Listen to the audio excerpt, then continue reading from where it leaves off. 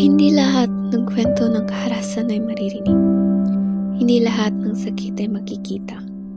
Sa likod ng mga ngiti, may mga babaeng tahimik na lumalaban sa takot na hindi nila pinili. Minsan, hindi kamao ang nananakit. Minsan salita, sigaw, pananakot. At minsan, isang galit na tingin na sapat na para mananahimik ang isang babae.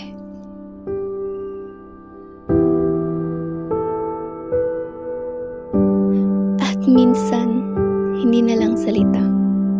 Isang galaw, isang tulak, isang sandaling nag-iiwan ng takot na hindi madaling burahin.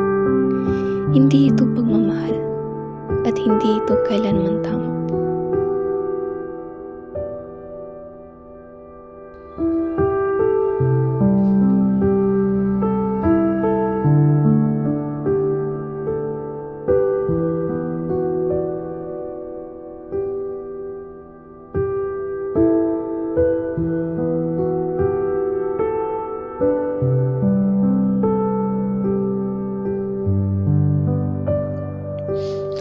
Ang karahasan laban sa kababaihan ay hindi lang pisikal.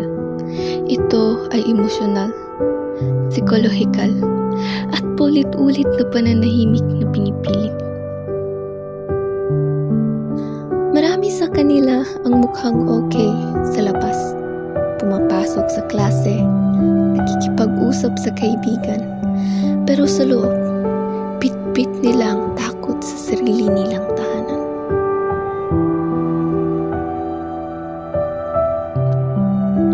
May iba na takot magsalita, takot magsumbong, takot dahil baka hindi sila paniwalaan o masisipa.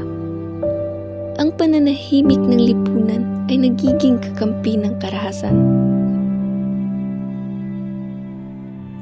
Hindi kainaan ang humingi ng tulong. Ito ay lakas. Para sa iba, ang paghingi ng tulong ay parang pagtalon sa dilim. Tandaan, hindi ka nag-iisa.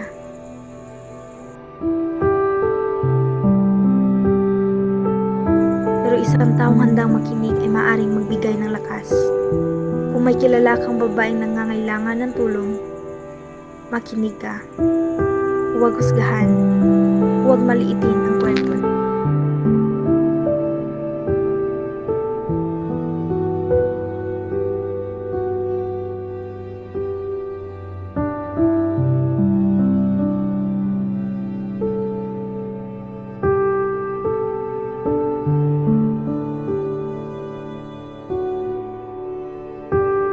Karahasan laban sa kababaihan ay problema ng buong lipunan.